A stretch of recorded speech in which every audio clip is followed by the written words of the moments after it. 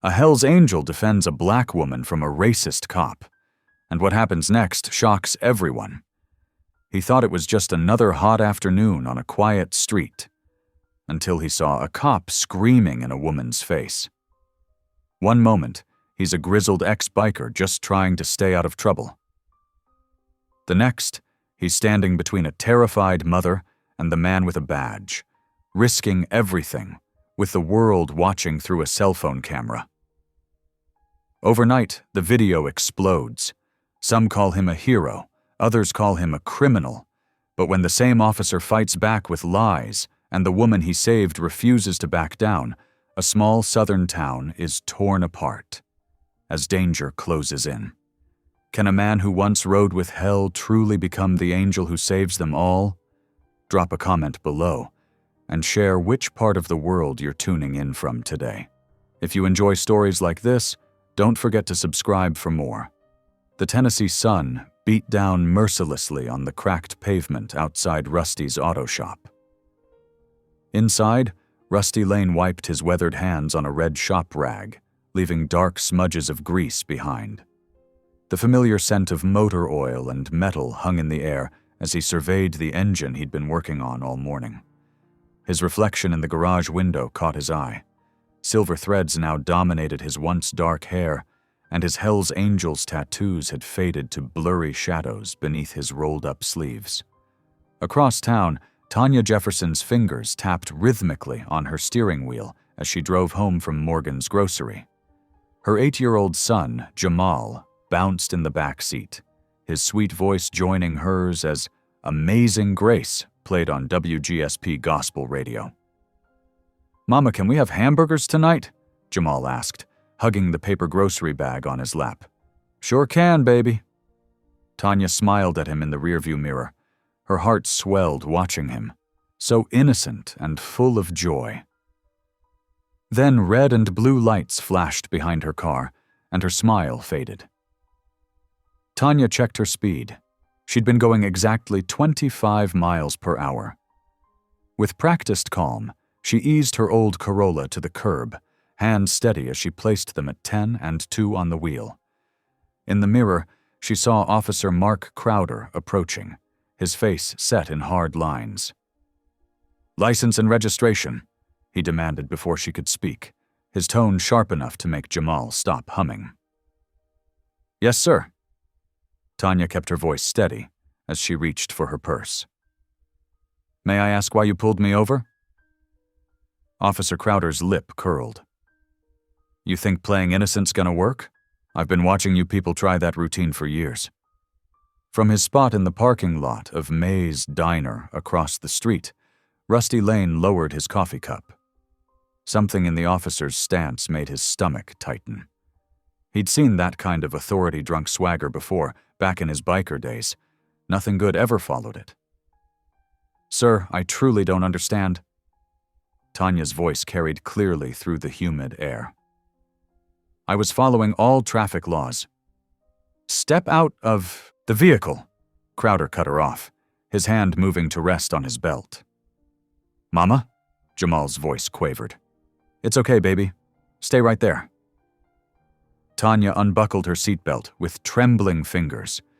Rusty set his coffee down and pulled out his phone, thumb hovering over the camera button. Other customers at May's were starting to notice, too, phones appearing in windows like worried eyes. Officer Crowder grabbed Tanya's wrist as she emerged from the car, yanking her forward. "I said step out, not crawl out. You trying to make this difficult?" The sound that escaped Jamal, half sob, half whimper, hit Rusty like a physical blow. Before he could think better of it, his feet were moving, phone raised and recording. "Hey!" his voice boomed across the street. "That's enough." Crowder's head snapped up, eyes narrowing at the broad-shouldered ex-biker striding toward them. "Sir, this is a police matter. Step back." "No, sir, this is wrong." Rusty planted himself between the officer and Tanya, his heart pounding but his voice steady. "You're done, man. That's not justice."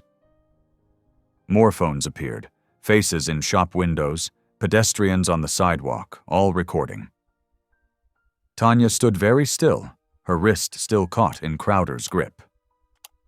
"I'm warning you," Crowder started, but Rusty cut him off. "No, I'm warning you." With deliberate care, Rusty reached down and pried the officer's fingers from Tanya's wrist. "Take your hands off this lady, now." For a moment, the only sound was Jamal's quiet crying from the car. Then Crowder's radio crackled, and his face twisted with rage. "You just assaulted an officer." "I prevented an assault," Rusty corrected, keeping his phone steady. "And about 20 people just filmed you abusing your authority." The rest of the afternoon passed in a blur of tension and waiting. Rusty knew what was coming, had known the moment he stepped between Tanya and Crowder, but he couldn't bring himself to regret it. He returned to his shop, worked on engines, and waited for the inevitable. The sirens came just after sunset, painting his garage walls in strobing red and blue. Rusty set down his wrench, wiped his hands one last time, and walked outside to meet them. 3 patrol cars waited, Officers Crowder and his backup standing ready. "Rusty Lane," Crowder announced, satisfaction dripping from every word. "You're under arrest for obstruction of justice and assault on a police officer." Rusty allowed them to cuff him without resistance. As they led him to the car, he caught movement across the street. Tanya stood there, tears streaming down her face as she mouthed the words, "Thank you." He managed a small nod before they pushed him into the back seat. As the car pulled away, Rusty watched his shop recede in the window, wondering if he'd just thrown away everything he'd built since leaving his old life behind. But then he remembered Jamal's frightened face, Tanya's quiet dignity, and knew that some prices were worth paying. Through the Atsom, "Partition," he could hear Crowder speaking into his radio, voice thick with triumph. But Rusty wasn't listening. Instead, he found himself humming the gospel tune that had been playing in Tanya's car, letting the familiar words about amazing grace wash over him as the town lights blurred past the window. The back of the patrol car was uncomfortably warm, and the handcuffs bit into his wrists, but Rusty sat straight and calm. He'd faced worse than this in his past life. What was different now was the peace in his heart, knowing he'd done the right thing. The lights of Ashton Ridge rolled past the window, and somewhere in that small town, a mother and son were safe tonight because he'd chosen to act. Other police cars fell in behind them, their combined sirens creating a wailing chorus that echoed off the buildings. Rusty caught glimpses of people stopping on the sidewalks to watch the procession, phones raised to capture the moment. He wondered how many of them had been there earlier, had seen what really happened. How many would speak up about what they'd witnessed? Officer Crowder's voice drifted back again, sharp with satisfaction, as he radioed ahead to the station.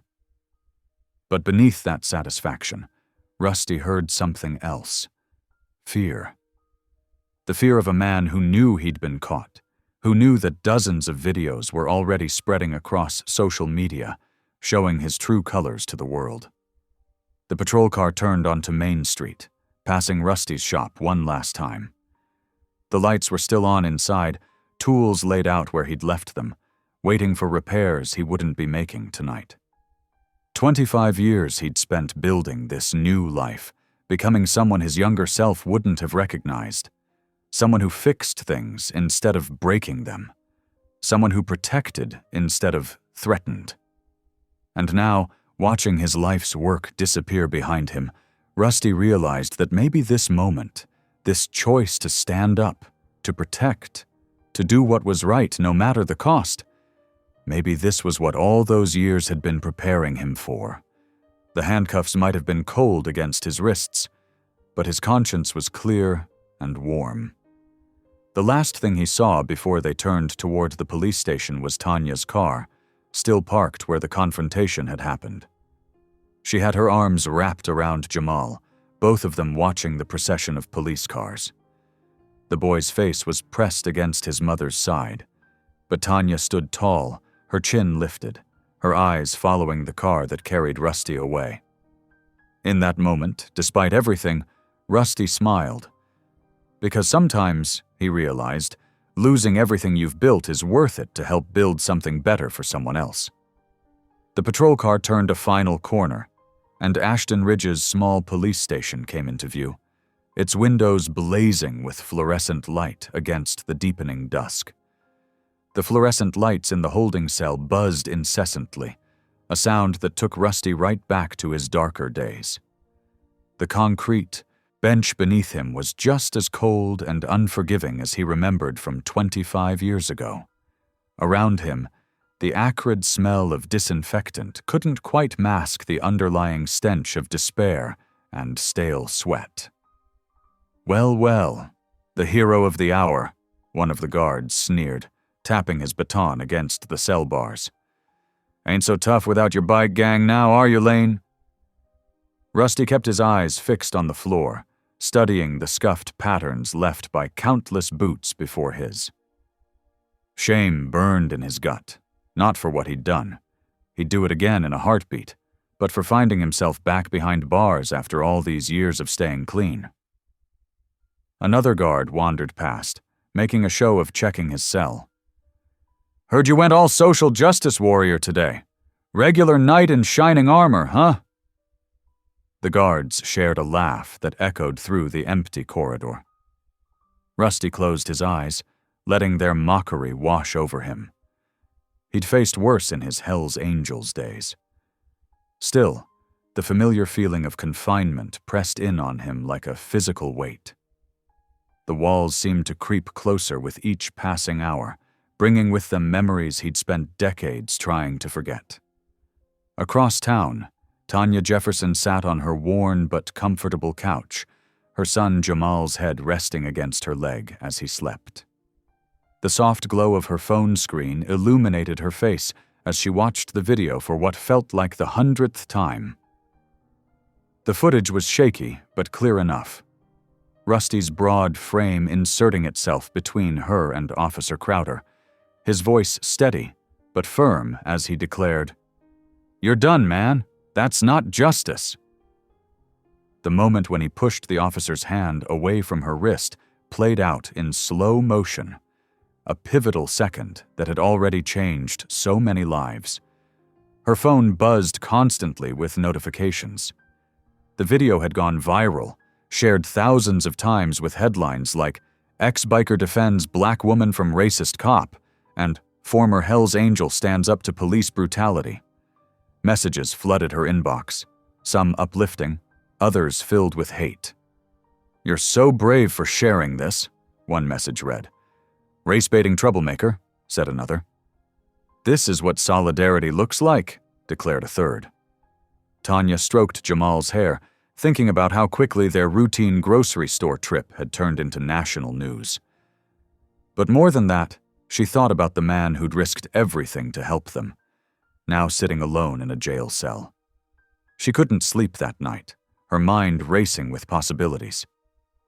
By morning, she'd made her decision. After dropping Jamal at school, she drove to her church and spoke with Pastor Williams.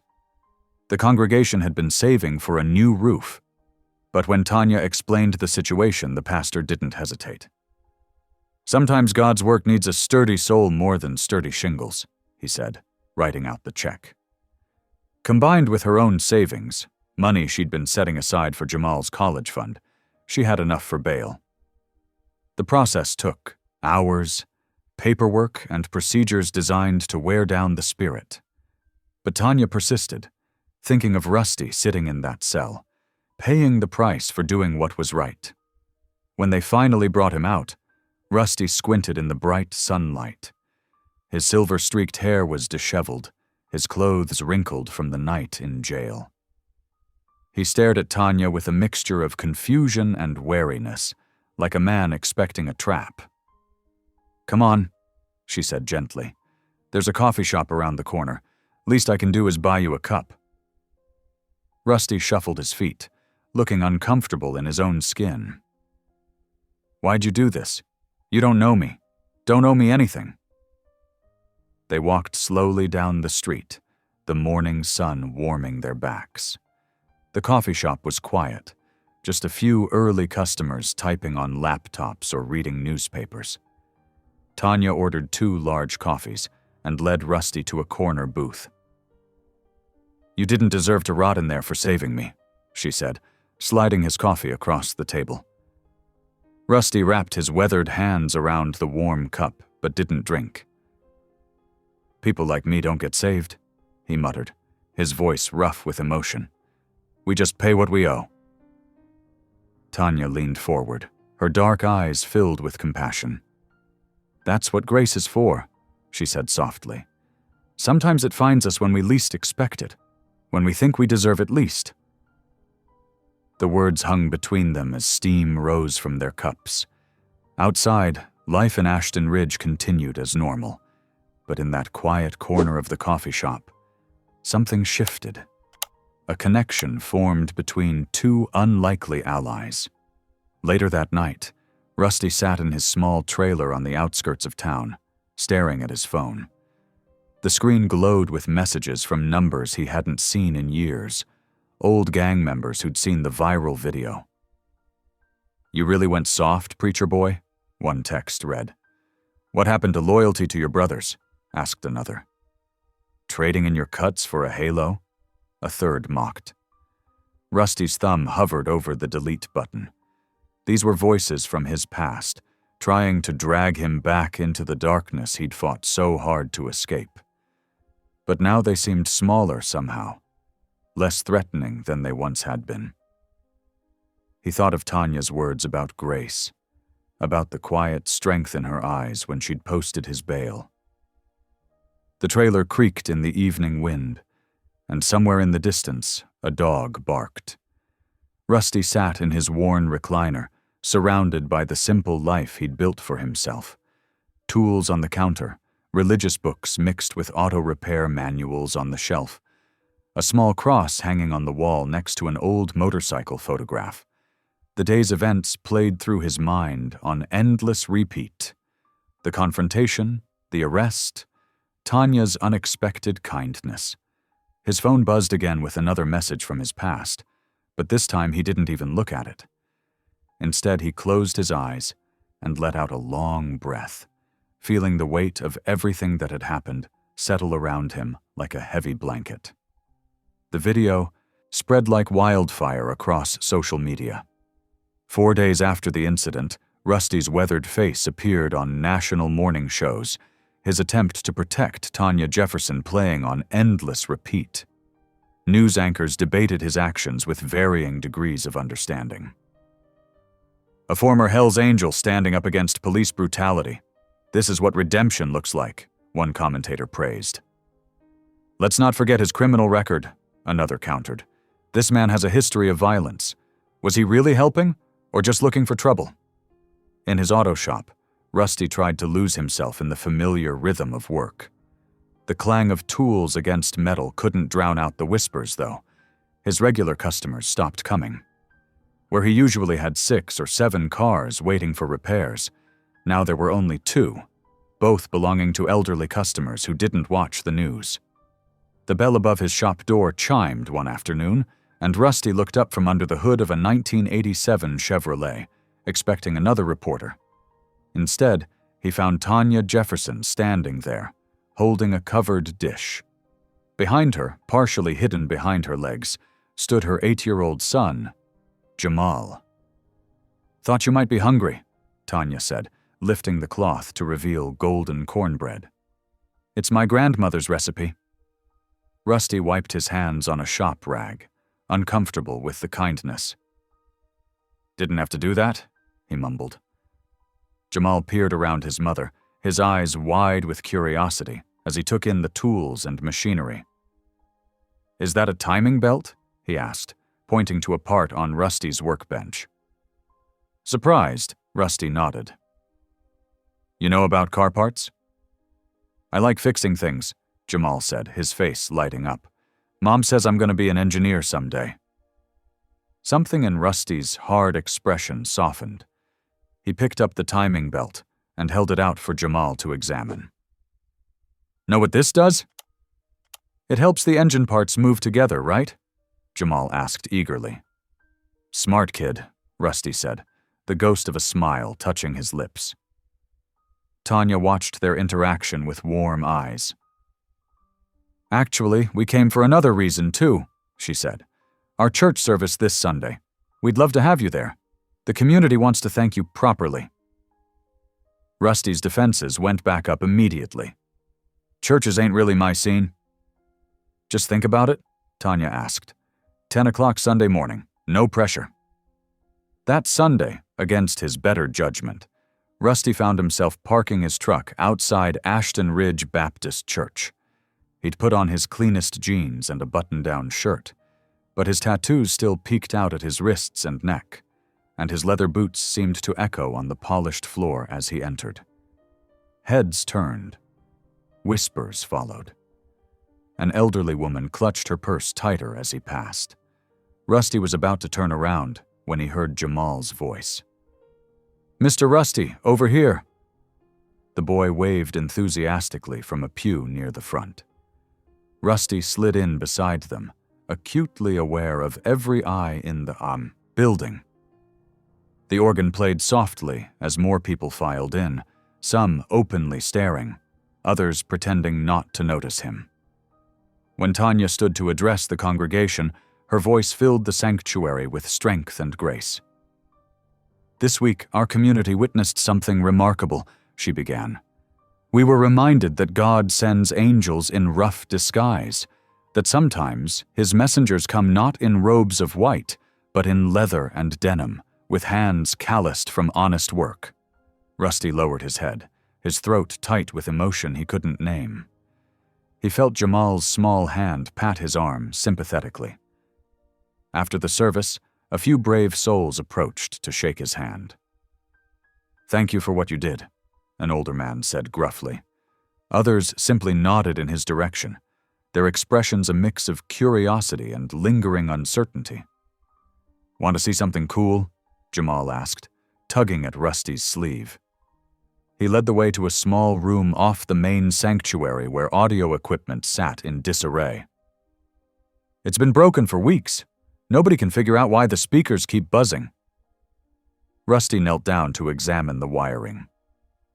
Looks like a grounding issue, he said, tracing the cables with practiced hands. I can fix this. Really? Jamal's face lit up. Yeah, kid. I'll come back tomorrow with my tools. As Rusty walked to his truck that evening, feeling oddly lighter than he had in days, a familiar figure stood waiting. His parole officer, Dave Martinez, leaned against the truck's hood, his expression grim. Officer Crowder filed a civil suit this morning, Martinez said without preamble. Claims you assaulted him during the incident. The lightness in Rusty's chest turned to lead. I barely touched him. There's video. Doesn't matter. One wrong move during this legal process, one violation of your parole conditions, and you're looking at 10 years inside. Martinez's eyes were sympathetic but firm. Watch yourself, Lane. Some people are just waiting for you to slip up. Rusty stood in the darkening parking lot long after Martinez left, watching the last rays of sunset paint the church steeple in fading gold. The hope he'd felt during the service flickered like a candle in the wind. But he thought of Jamal's eager face, of Tanya's quiet strength, of the few handshakes he'd received. Maybe that flicker was enough to keep going, at least for now. Inside the church, the last notes of a hymn drifted through an open window. Rusty got into his truck, his hands gripping the steering wheel tight enough to whiten his knuckles. The lawsuit hung over him like a storm cloud, threatening to wash away everything he'd built in the years since leaving his old life behind. But something had changed today. He wasn't facing the storm alone anymore. He started the engine, the familiar rumble a comfort in the gathering dusk. Tomorrow he'd bring his tools and fix the church's sound system. Tomorrow he'd face whatever came his way. For tonight, He held on to the memory of Jamal's smile, of Tanya's words about angels in rough disguise, of hands extended in tentative welcome rather than judgment. The weight of his past still pressed down on his shoulders, but now it was balanced by something else, the possibility of redemption, the chance to be more than his mistakes. As he drove home through the quiet streets of Ashton Ridge, Rusty found himself humming one of the hymns from the service, its melody a quiet defiance against the shadows gathering around him. The call came at 4:30 in the morning. Tanya's voice trembled on the line. "Someone attacked the church, Rusty." He was in his truck before she finished speaking, the pre-dawn darkness wrapping around him like a shroud. The headlights caught the graffiti first, ugly words sprayed in dripping red paint across the white church doors. Hate made visible. Rusty's stomach turned. Tanya stood on the steps, her arms wrapped tight around herself. She'd clearly rushed here, wearing a coat over her pajamas, her hair hastily tied back. The sight of those hateful slurs reflected in her tired eyes made Rusty's blood boil. "Don't look at it," he said gruffly, already pulling supplies from his truck. "I've got paint remover and brushes. We'll get rid of it." "The police are coming." "They can take their pictures after. I'm not leaving this filth here for the morning service." They worked side by side in the dark, scrubbing at the ugly words until their arms ached. The silence between them was heavy with things unsaid. As the sky began to lighten, turning the world gray, Tanya's brush slowed. "My husband used to say silence gives power to evil," she said quietly. "That's why he enlisted. He couldn't stay quiet after 9/11, said someone had to stand up." She dipped her brush in the cleaning solution. "He died in Afghanistan 3 years ago. An IED. Jamal was only 5. Rusty's hands stilled. He could hear the weight of loss in her voice, see it in the way her shoulders curved inward. "Some days," she continued, "I wonder if I'm doing right by Jamal, if I'm teaching him enough about dignity when the world keeps trying to strip it away." "That boy's got more dignity in his little finger than most folks I've known," Rusty said. "He's got you to thank for that." Tanya glanced at him. "What about you, Rusty? Where did you learn about dignity?" He scrubbed harder at a particularly stubborn letter. "Learned it by losing it first. Rode with devils once, barely got out. That's all that needs saying about those days." The sun was rising proper now, painting the church in soft gold when they finally stepped back from the clean doors. Their hands were raw from scrubbing, clothes spattered with paint remover. Over the next few weeks, a routine developed. Rusty would show up at the church after closing his shop, toolbox in hand. Sometimes they worked on the squeaky pews, other times on the temperamental wiring. Tanya would bring dinner, simple meals that always began with a prayer. The first time she bowed her head over a plate of fried chicken, Rusty sat awkwardly, hands in his lap. "Lord," she prayed, "thank you for this food, for willing hands to help your house, and for new friends who show us your love in action." She opened one eye. "Your turn next time?" Jamal became a constant presence, full of questions about tools and engines. Rusty found himself teaching the boy basic mechanics, showing him how to change spark plugs with patient hands that had once known only violence. "See how these old ones are worn?" he explained, holding up a spark plug. "They can't make the spark that keeps the engine running smooth. Sometimes things need replacing to work right." "Like how people need changing sometimes?" Jamal asked innocently. Rusty's hands trembled slightly. "Yeah, kid. Just like that." The piece they'd found shattered one evening as they were finishing up. The crash of breaking glass sent them running to the sanctuary, where a brick lay surrounded by shards of stained glass. Wrapped around it was a note. "Stay in your lane, traitor." Rusty's hands clenched into fists, muscle memory from his old life rising like bile. He could almost feel his leather cuts again, hear motorcycle engines roaring with threat. "No." Tanya's voice was firm as she touched his arm. "You fight this with love, not fists." "Love won't stop a bullet," he growled. "Maybe not, but hate sure won't stop it either." She picked up the brick, turning it over in her hands. "Violence is what they want. Don't give them the satisfaction." Rusty looked at her. This woman who'd lost so much but still chose grace, who taught her son dignity in the face of hatred. He thought of his own past, how violence had only bred more violence. "I won't let them hurt you," he said finally. "Either of you." "I know." She smiled sadly. "But protect us with that heart God's giving you, not those fists the devil trained." They cleaned up the glass together, the colored shards catching the last light of day. Rusty swept, while Tanya hummed an old hymn, her voice steady despite the fear he knew she must feel. Jamal helped gather the larger pieces, carefully placing them in a box, to make something beautiful later, he declared. As darkness fell, Rusty found himself standing guard by the broken window, unable to leave. The threats felt too real, too close. He knew what his old associates were capable of, had been capable of such things himself once. His promise to protect Tanya and Jamal burned in his chest, but so did her words about fighting with love. The night stretched long before him, filled with shadows both real and remembered. Somewhere in the distance, a motorcycle engine revved, probably innocent, but it set his nerves on edge. He touched the cross hanging in the window frame, one of the few pieces of stained glass that hadn't shattered. "Lord," he whispered roughly, the words strange on his tongue. "I don't know much about prayer, but I know about protection. Help me do this. Right.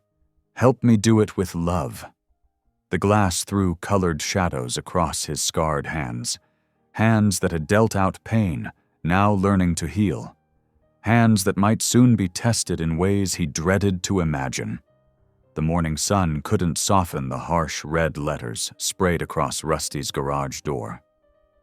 "Race traitor!" screamed in dripping paint, impossible to miss from the street. He stood there, coffee going cold in his hand, watching cars slow down to stare. Some drivers honked in support, others just shook their heads. Inside his office, the phone stayed silent. The appointment book that was usually full now showed empty squares day after day. Regular customers who'd trusted him for years suddenly found another mechanic. Bills piled up, unopened.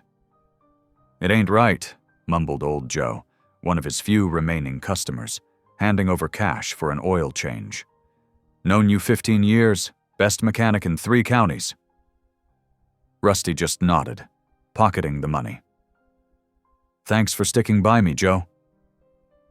That afternoon, Tanya arrived with determination in her eyes. "We're having a unity supper at the church," she announced. "This town needs healing, and nothing brings people together like food and fellowship." "A what now?" Rusty wiped his hands on a shop rag. "Unity supper. Everyone's invited. Townsfolk, bikers, veterans. And you're making your famous chili." Rusty raised an eyebrow. "Famous to who?" "Jamal hasn't stopped talking about the chili you made last week. Says it's better than mine."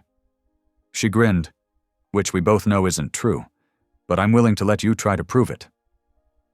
The night of the supper arrived warm and sticky, typical Tennessee summer evening. Rusty stood in the church kitchen, stirring 3 huge pots of chili, trying to ignore the whispers and stares from volunteers. His leather vest felt out of place among their Sunday best, but Tanya had insisted he come as himself. Kids from the youth group kept finding excuses to peek into the kitchen, fascinated by his tattoos. One little girl pointed at the faded cross on his forearm. "Did that hurt?" "Sure did," he answered honestly. "That's why you should think real careful before getting one." "But it's pretty," she said, then scampered away giggling. The fellowship hall filled quickly. Church ladies with casseroles sat beside leather-clad bikers. Veterans in their caps shared tables with young families. Tanya moved through the crowd like a symphony conductor, making introductions, easing tensions with her gentle laugh. Jamal appointed himself Rusty's official helper, proudly carrying bowls of chili to the serving line. "My friend Rusty made this," he announced to everyone who came through. "He fixes cars and cooks." The atmosphere began to shift. The initial awkward silence gave way to the clinking of spoons and murmured conversations. Laughter started breaking out here and there. A gruff biker was teaching a grandmother how to play cards. Two veterans had found common ground with a young couple about their gardens. Even Sheriff Matthews showed up, standing uncomfortably by the door until Tanya practically dragged him to the serving line. "Best chili in town?" she insisted, ladling him a bowl. The sheriff tasted it carefully, nodded. "Not bad, Lane." He paused. "Listen, about that incident." "Water under the bridge," Rusty cut him off, not ready for that conversation. The sheriff seemed relieved. As the evening wound down, people lingered in the parking lot, exchanging phone numbers and handshakes. Tanya found Rusty leaning against his truck, watching it all. "You turned anger into family tonight," she said softly. Rusty chuckled, shaking his head. "Never thought I'd say this in a church parking lot, but this feels right. Like maybe I belong somewhere after all." The rumble of motorcycles cut through the peace. 5 bikes pulled into the lot, their riders wearing familiar colors that made Rusty's stomach clench.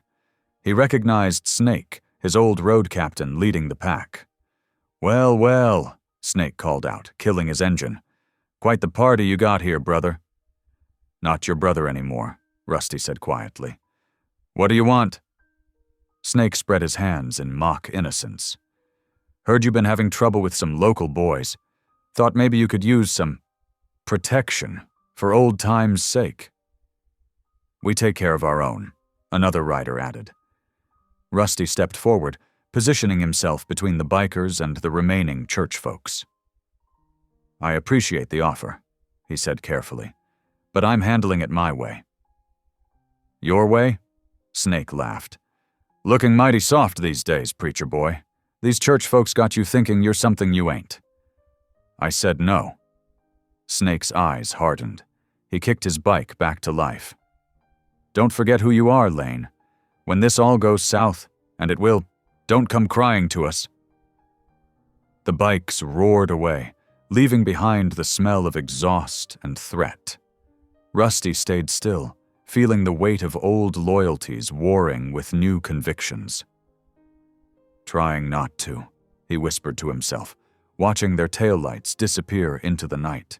Behind him, he heard Tanya gathering the last of the church folks, her voice warm and steady as she thanked everyone for coming.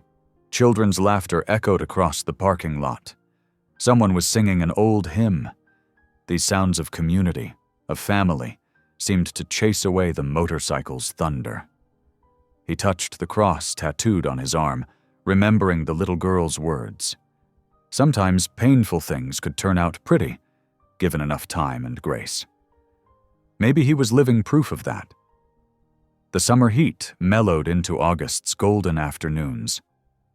Rusty worked steadily, transforming the church's old youth center into something new. The space that once held ping-pong tables and worn couches now housed tool benches and storage cabinets. The scent of motor oil mixed with lingering traces of church potlucks. "Hand me that 3/8 wrench, buddy," Rusty called to Jamal, who eagerly dug through the toolbox. The 8-year-old had appointed himself chief assistant, memorizing tool names and soaking up every bit of mechanical knowledge Rusty shared. "Got it," Jamal beamed, carefully placing the wrench in Rusty's outstretched hand. "Are we going to fix Mr. Wilson's lawnmower today?" "That's right.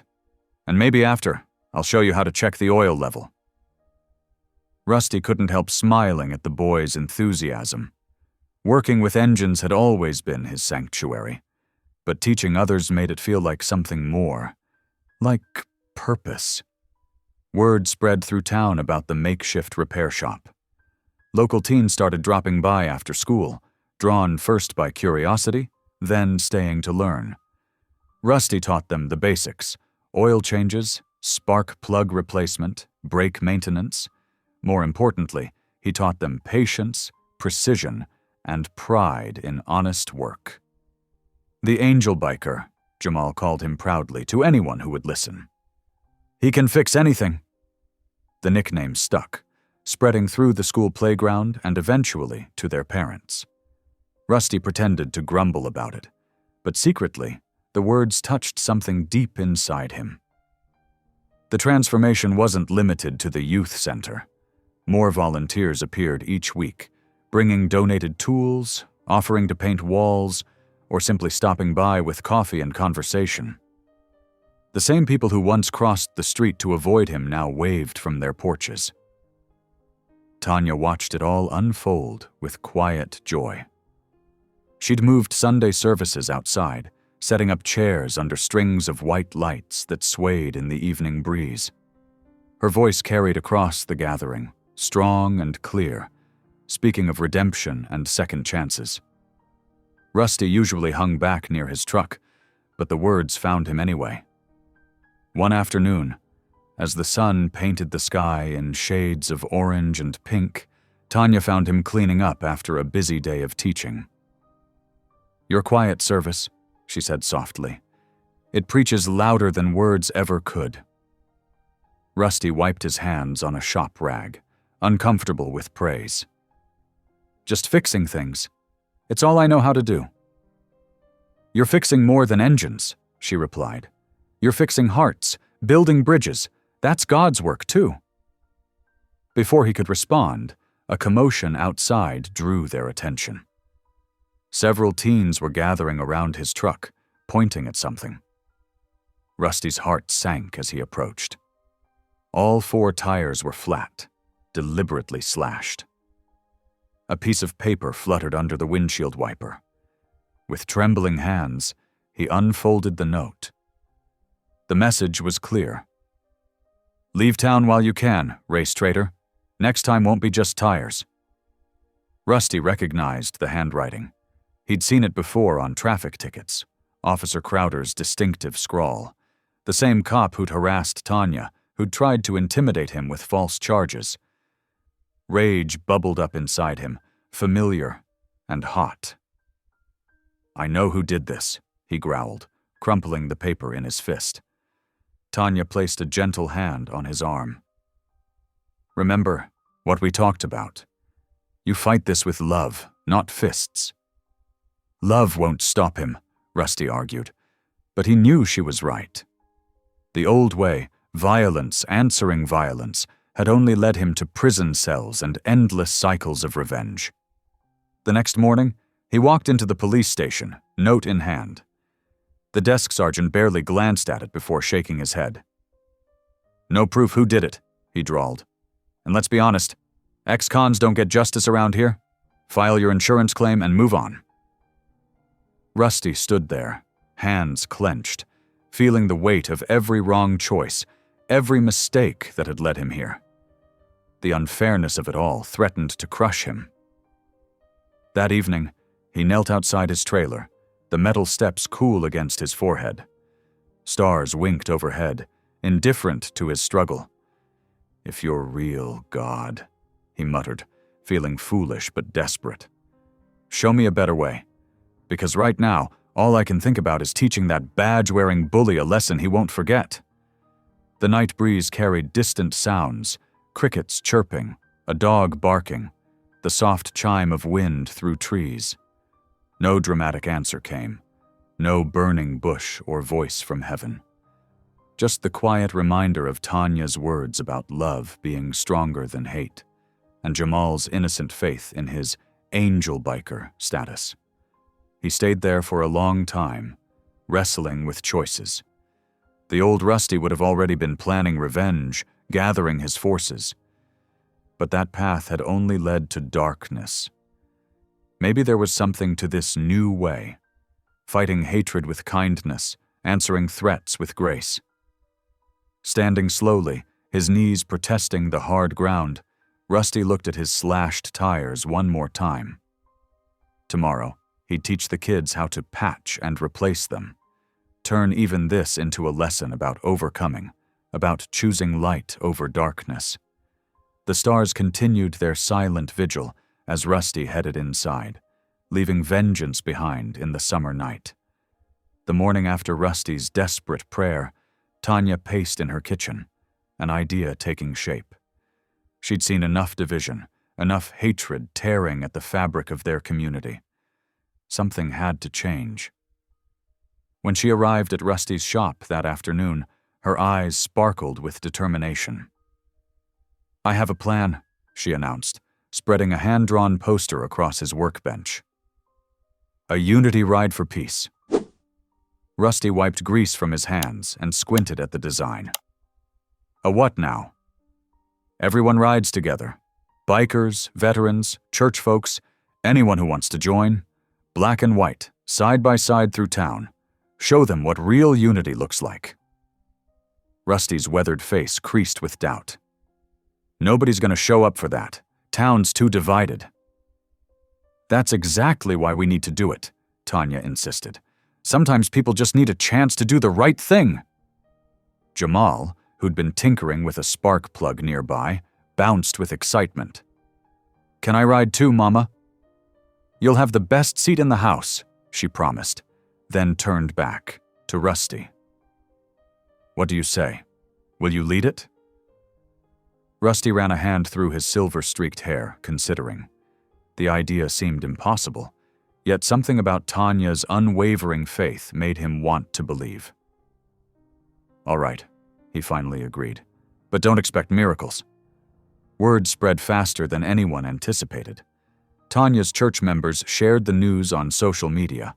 Local veterans groups picked up the cause. Even some of Rusty's old riding buddies, the ones who hadn't turned against him, started making calls. The preparations consumed the next 2 weeks. Tanya organized permits and routes, while Rusty worked late into the night, preparing bikes for those who wanted to ride but needed repairs. Jamal helped by handing tools and asking endless questions about motorcycles. The morning of the ride dawned clear and bright. Rusty stood in his shop, adjusting the sidecar he'd attached to his Harley. His hands trembled slightly as he polished the chrome one last time. The rumble of approaching motorcycles made him look up. His breath caught in his throat. Bikes were rolling in from every direction. Choppers, cruisers, sport bikes, three-wheelers. Cars and trucks followed, some with flags waving from their windows. Tanya arrived wearing a leather jacket over her Sunday dress, Jamal practically bouncing beside her. "Still think nobody would show up?" she asked with a gentle smile. Rusty could only shake his head in amazement. The parking lot was filling fast. Black riders chatted with white riders. Church ladies in their best dresses mingled with tattooed bikers. Veterans in pressed uniforms stood shoulder to shoulder with young peace activists.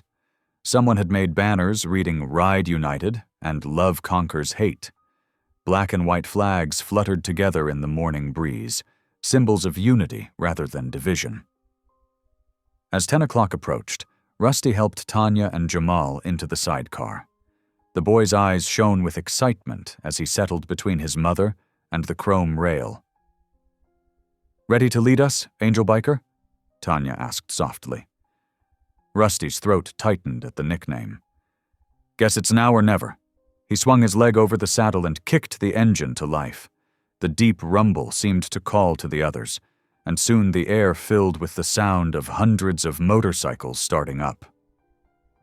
The procession began slowly, Rusty's bike at the front. As they turned onto Main Street, his heart nearly stopped. The sidewalks were packed with people, not protesters, but supporters. They waved and cheered, some holding signs of their own. Jamal waved enthusiastically from the sidecar, his smile bright enough to light up the whole town. Tanya kept one arm protectively around him while raising her other hand in greeting to the crowds. They passed the police station, where even a few officers stood at attention, showing respect. Officer Crowder was nowhere to be seen. Rusty realized it didn't matter anymore. The man's hatred seemed small and insignificant compared to this outpouring of love. Tears flowed freely among both riders and spectators. Old women dabbed their eyes with handkerchiefs. Tough bikers weren't ashamed to let emotion show on their faces. Children ran alongside the procession, laughing and cheering. The ride wound through every neighborhood in town, breaking down invisible barriers that had divided the community for generations. By the time they returned to the church, the sun was high and hot, but no one seemed ready for the day to end. The church parking lot had been transformed into a celebration space. Grills sizzled with burgers and hot dogs. Tables groaned under the weight of covered dishes brought by countless hands. Someone had set up speakers, and gospel music mixed with classic rock in an oddly perfect harmony. Rusty parked his bike and helped Tanya and Jamal from the sidecar. Before he could step away, Tanya caught his arm. "Look around," she said softly. "This is what heaven looks like, all of God's children together, no walls between them." He did look around, taking in the scene. Bikers shared plates of food with church deacons. Veterans taught kids proper flag-folding technique. Young and old, black and white, all labels forgotten in the simple joy of community. As the evening wore on, the music grew softer. Stars began to appear in the darkening sky. Tanya found Rusty sitting alone on the church steps, lost in thought. "You've done more for this town than 100 sermons," she said, settling beside him. Rusty shook his head. "Wasn't me. Was all of us together. But it started with you. One act of courage that day on the street." He looked up at the stars, feeling something he couldn't quite name. Peace, perhaps, or grace. "Maybe," he whispered, more to himself than to Tanya. "Maybe he ain't done with me yet." The words hung in the air like a prayer as laughter and music continued to flow around them, a symphony of unity in a town that was finally learning to heal. The night after the Unity ride should have been peaceful. Instead, it erupted in flames. Rusty was working late in his shop when he heard the explosion.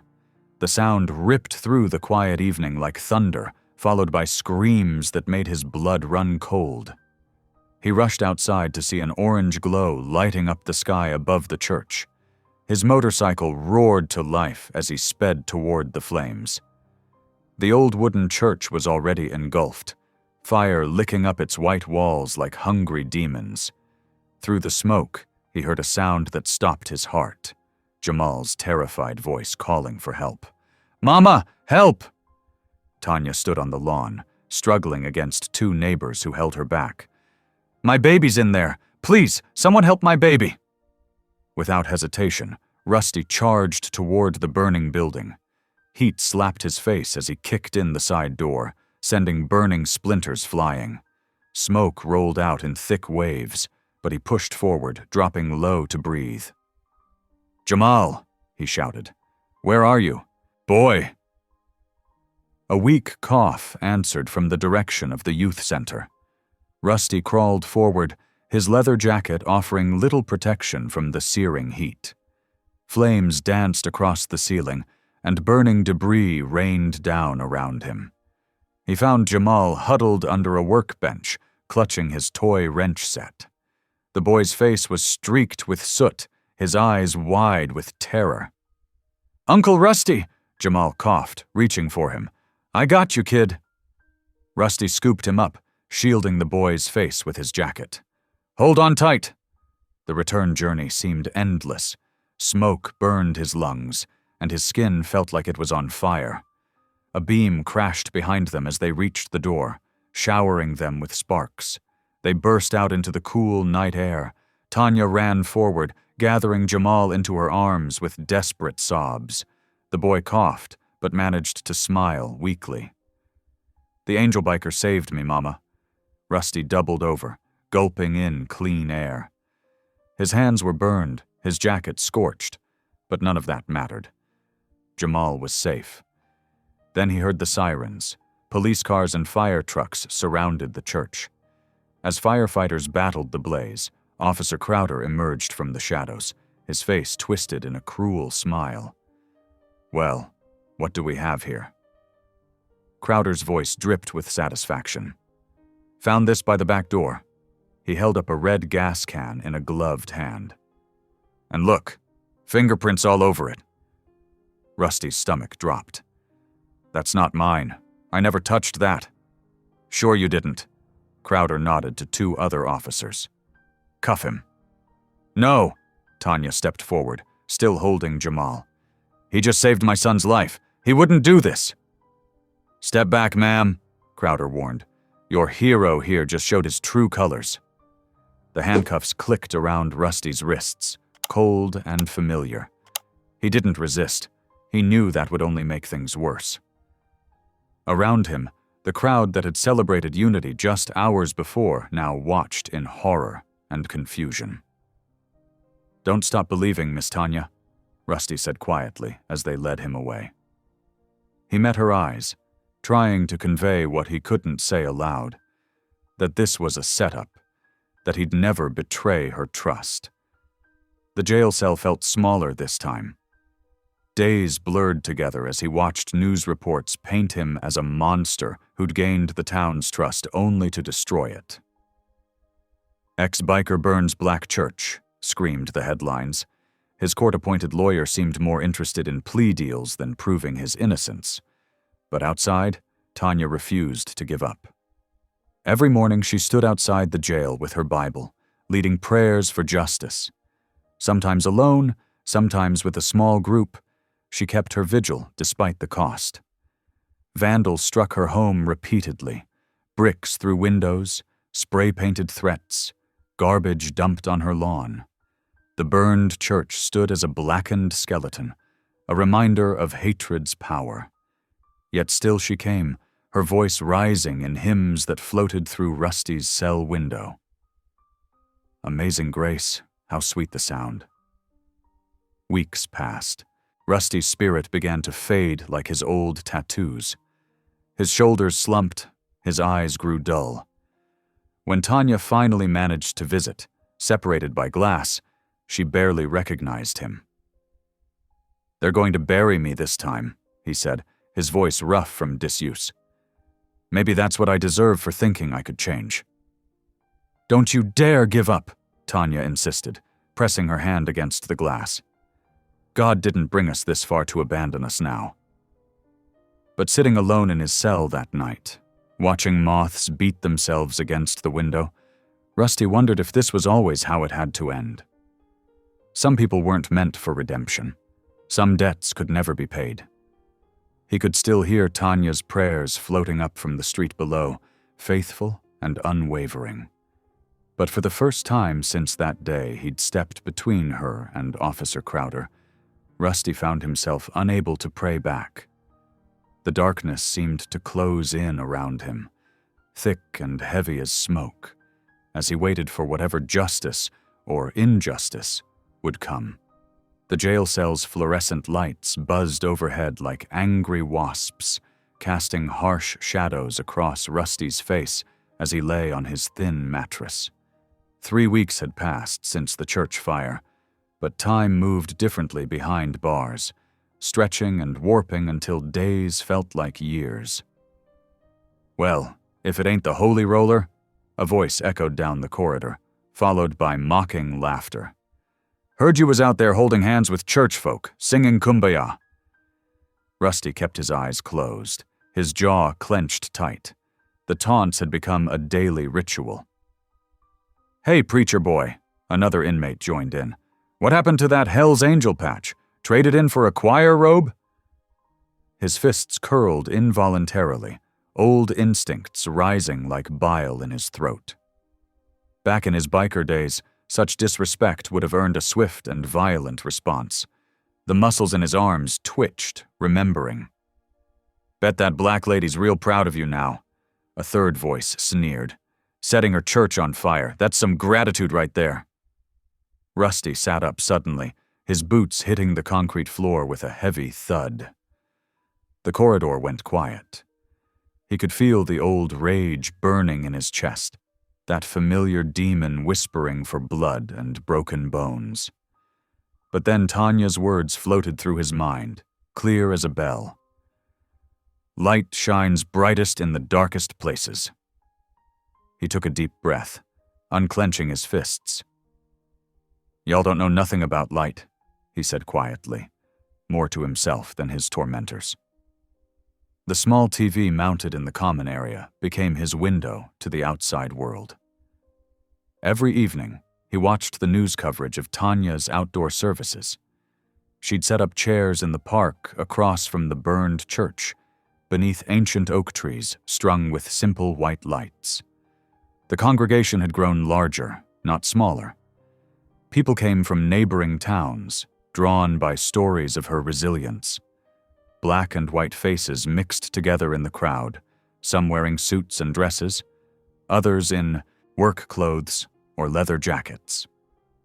We gather here not in defeat, Tanya's voice rang out through the TV speakers, but in victory. They meant to destroy us with fire, but God's love burns brighter. The camera panned across faces in the crowd, elderly women fanning themselves in the summer heat, young couples holding hands, children playing at their parents' feet. Then it showed the burned church behind them, its blackened walls a stark reminder of hatred's power. But Tanya wasn't finished. And yes, she continued, her voice growing stronger, we pray for Officer Crowder, too. Rusty sat up straighter, his heart catching. Some might call me foolish, she said, but hatred is a prison that holds both the hated and the hater. We pray for his liberation as much as our own. The other inmates jeered at the screen, but Rusty barely heard them.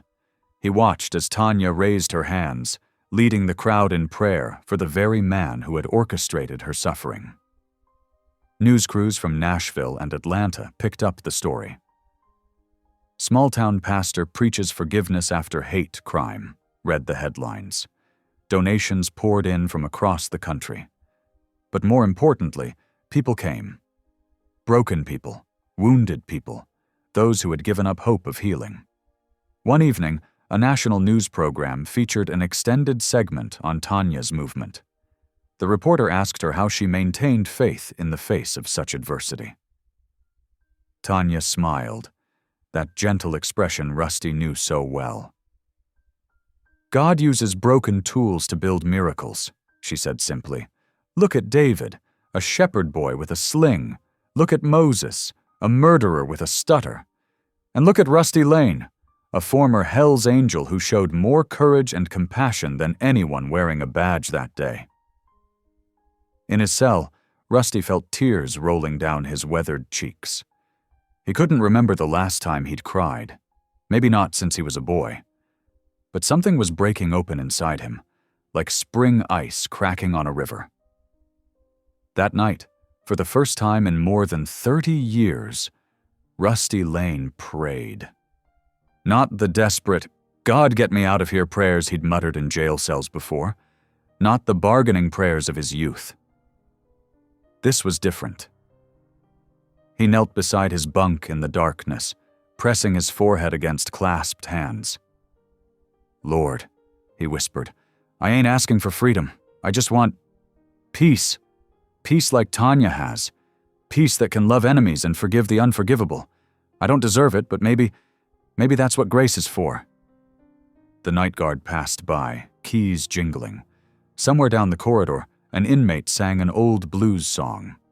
But Rusty stayed on his knees, tears falling freely now, as decades of hardness began to melt away. Outside his window, cicadas sang their summer song. The same stars that shone over Tanya's outdoor services shone over the jail, reminding him that even here, even now, light found its way through the darkness. The old biker who had once lived for violence and vengeance knelt in his cell, learning a new kind of freedom, The freedom that comes when chains of hatred finally fall away, leaving only grace behind. The evening sun cast long shadows across Tanya's makeshift church office, a folding table set up in her living room, scattered with papers and prayer requests. She rubbed her tired eyes, reviewing donation forms for rebuilding the church, when a soft knock at the door made her pause. "Miss Jefferson?" The voice was barely above a whisper. "It's Malik, from the youth center." Tanya opened the door to find the 17-year-old boy standing on her porch, his thin frame trembling despite the warm evening air. His usual confidence was gone, replaced by a nervousness that made him seem much younger. "Come in, honey," she said gently, noting how his hands kept fidgeting with his phone. "What's troubling you?" Malik stepped inside, but remained standing, shifting his weight from foot to foot. I got something you need to see." His voice cracked. "About Mr. Lane. About what really happened." Tanya's heart skipped a beat. She gestured to the couch, but Malik shook his head, pulling out his phone with shaking hands. "I was working late at the youth center that night, editing videos for the website like Mr. Lane taught me," he explained, his words tumbling out faster now. "I heard voices outside, Officer Crowder and some other cops. They didn't know I was there." He pressed play on his phone. The video was dark, shot through a window, but the audio was crystal clear. Officer Crowder's distinctive voice filled the room. "Got that ex-con right where we want him," Crowder's voice sneered. "Planted the gas can myself. His fingerprints were easy enough to lift from his tools. Let's see him play hero now." Tanya's hand flew to her mouth. "Oh, Lord Jesus," she whispered.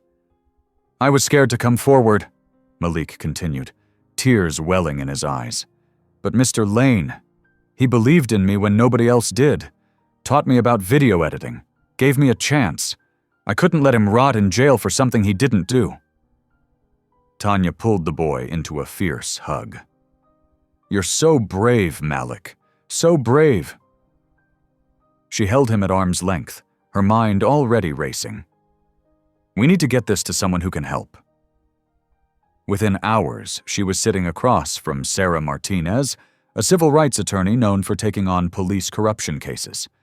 The lawyer watched the video 3 times, her expression growing harder with each viewing. "This is exactly what we needed," Martinez said, her fingers already flying over her keyboard. "Clear evidence of conspiracy and planting false evidence. We'll file for immediate release."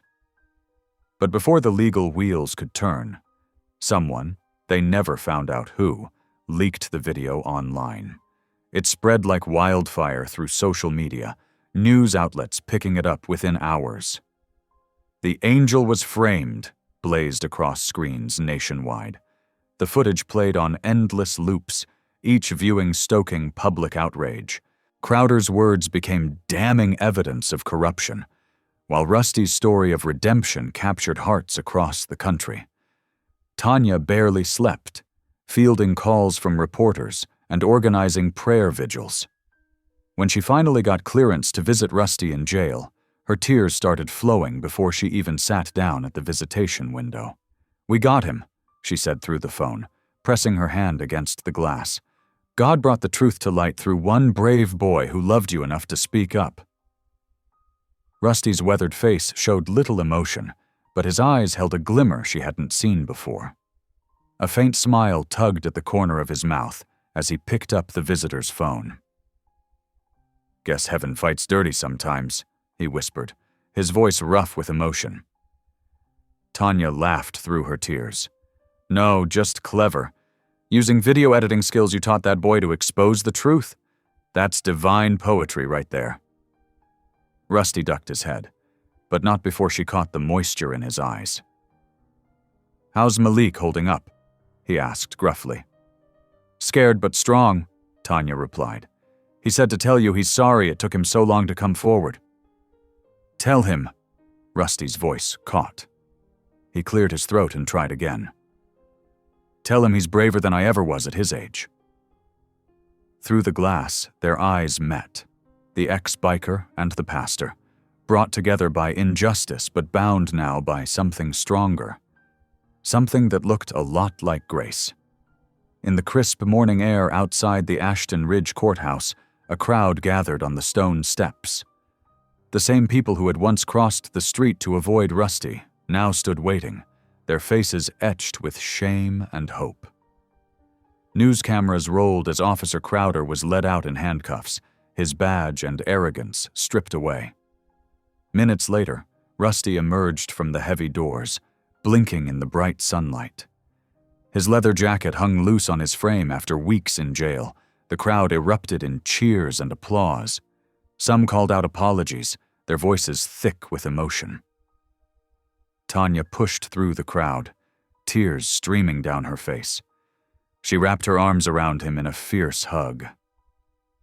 "You were right to fight," she whispered against his shoulder. Rusty shook his head gently, his voice rough with emotion. "No, ma'am. You were right to forgive. That's what changed everything." As news of his exoneration spread, support poured in from across the country.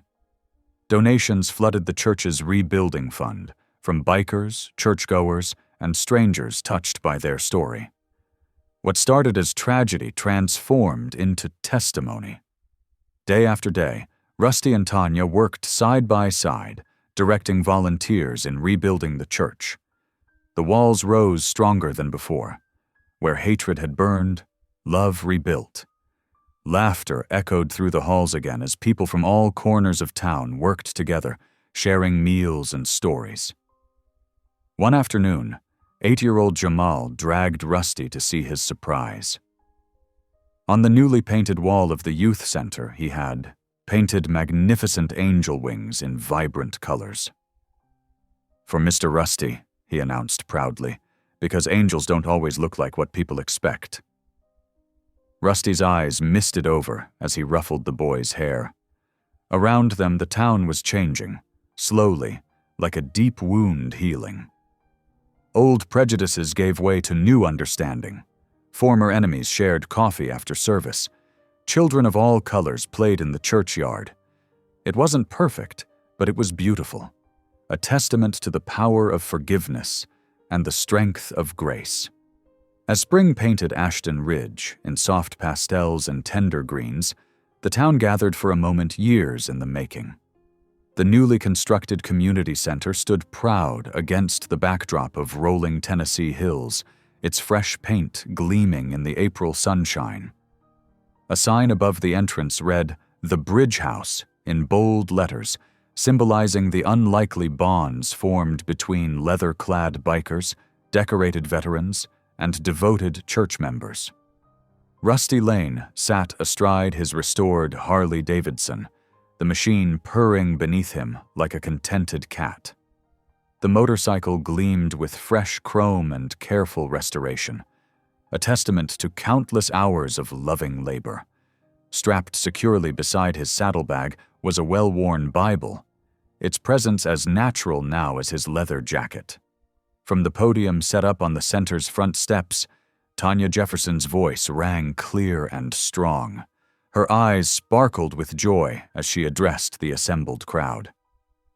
"Sometimes heaven sends its angels on 2 wheels, she declared, drawing appreciative laughter and enthusiastic applause from the gathered townspeople.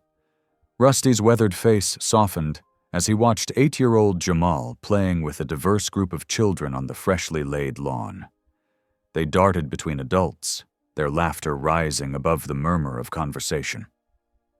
Something unfamiliar but welcome expanded in his chest, a feeling of complete contentment that he'd never known in all his 52 years. The spring breeze carried the scent of barbecue and fresh-cut grass as Rusty kicked his bike to life. With a gentle nod to Tanya and a final glance at the celebrating crowd, he pointed his front wheel toward the misty mountains rising in the distance. The wind caught his graying beard as he accelerated, carrying away the last whispers of his troubled past. "Guess even hell's angels can make it home," he murmured into the wind, his voice rough with emotion but peaceful. Behind him, sunlight caught the newly completed mural on the bridge house's western wall. There, rendered in shimmering gold paint, stood Rusty's motorcycle with angel wings spread wide against a deep blue sky. The artwork captured more than just an image. It told a story of redemption, of love's power to transform, of grace found in unexpected places. The mural stood as living proof that redemption rides wherever love leads, its golden wings catching the light like a beacon of hope for all who passed by. Thank you for listening. Stories connect us in the most unexpected ways. If you felt that spark today, make sure you're subscribed. I share a new one daily, and the next might change your day.